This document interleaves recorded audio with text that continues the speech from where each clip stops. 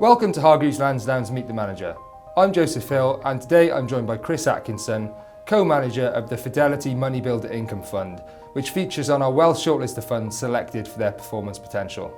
So Kris, the fund invests primarily in investment-grade corporate bonds, and you've got three real aims with the fund. So providing an attractive level of income, providing some downside protection during periods of market weakness, and delivering a diversified return from equities. So why are those three pillars important to you? It's a very good question. I mean, these are three pillars to our investment strategy that have been in place now for the best part of 30 years. They were originally put in place by the manager who launched the fund, Ian Spreadbury, to reflect an investment approach which he felt would stand the test of time. And I think that has been demonstrated really over the last 3 decades, that irrespective of what the market has thrown at us, that approach, that focus, allows us to navigate through good markets, but also through difficult markets as well. So it's a really important North Star, if you like, for us to follow, to ensure that the fund achieves the aims that our investors who trust their capital with us, we achieve the aims that they are looking for. And so how you actually invest in the fund to deliver on those three pillars? Yeah, that's also a very good question. So I think there are a number of different ways that we achieve those objectives. And the first thing that we do is we utilize our extensive team of credit analysts to really sort of dig into the weeds to understand the credits that we are holding. We tend to be underweight to financials, to banks in particular, which we think exhibit a higher correlation to equities than other parts of the corporate bond market.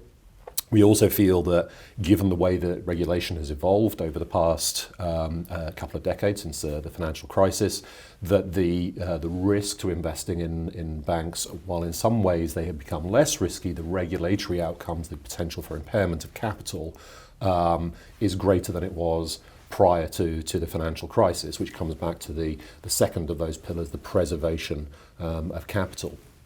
We also focus, and again, this is where those analysts come into their own, we also focus on areas of the market where we feel there is good asset backing. I mean, this is really sort of credit 101, if you like. So that might be in sectors and assets where there is physical security, such as asset-backed securities, where we maybe we have a security, a pledge over physical assets, or it might be a pledge over shares in a company, for example.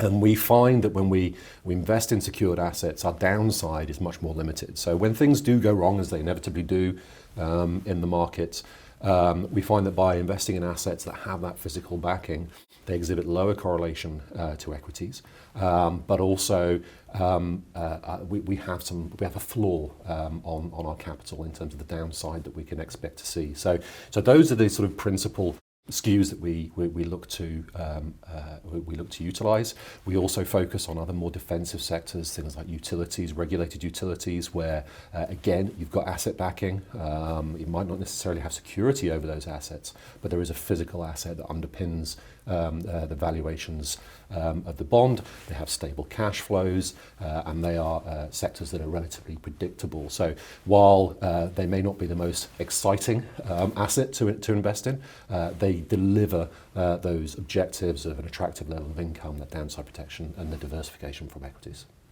We've seen quite the reset in yields in recent years, from the kind of ultra low levels coming out of the pandemic. It looks like interest rates have peaked now and are potentially on their way down. But how has that kind of movement changed the opportunity set for you investing in the fund?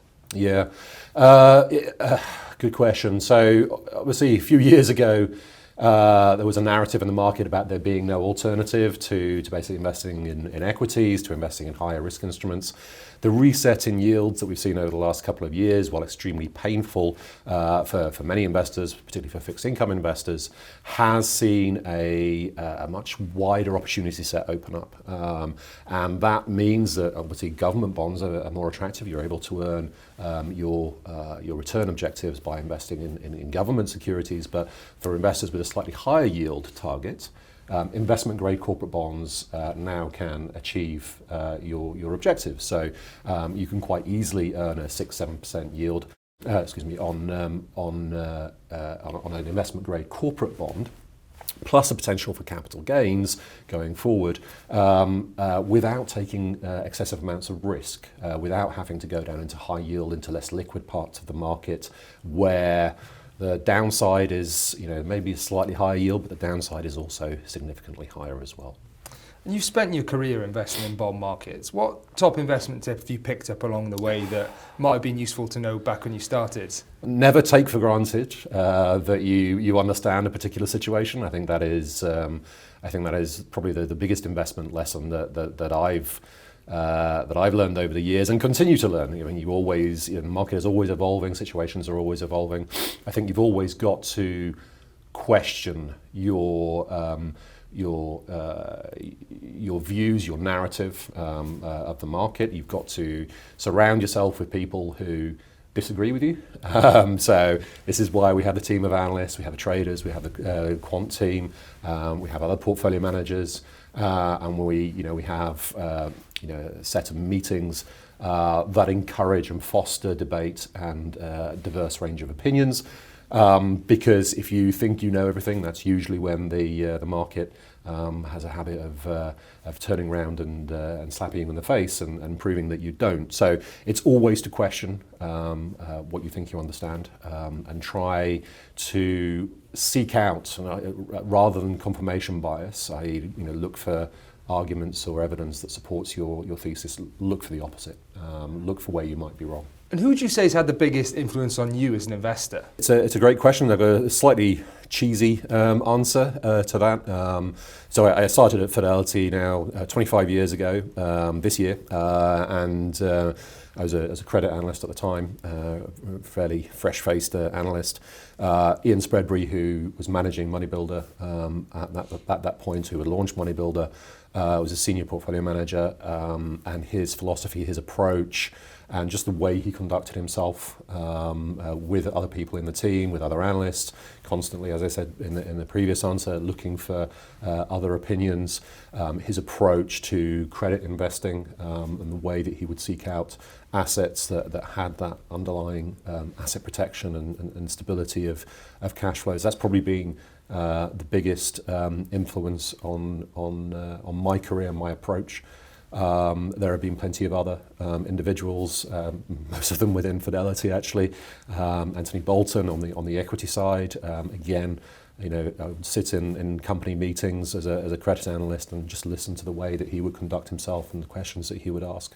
Another significant influence. And then more recently, Sajid Vaid, who was managing Moneybuilder before he retired. Again, another huge influence on my approach and the way that I think about investments within Moneybuilder.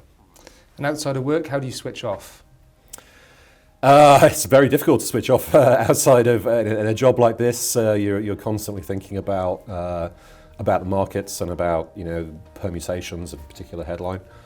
What I've found myself by accident, I think, involved in is I coach rugby. So both of my boys play a lot of rugby. I coach both of their teams. It's become a whole family affair. My wife coaches and is involved in the club. So outside of work, it is pretty much rugby. If we're not coaching it, we're watching it or thinking about it or doing something along those lines. That's obviously a great distraction on a Sunday morning when you're standing freezing on the touchline. It sort of forces you not to think about the markets for a bit. So that's generally how I switch off. But it is fairly all-encompassing, as I'm sure you're aware. Great. Kris, thank you very much for joining us. Thank you.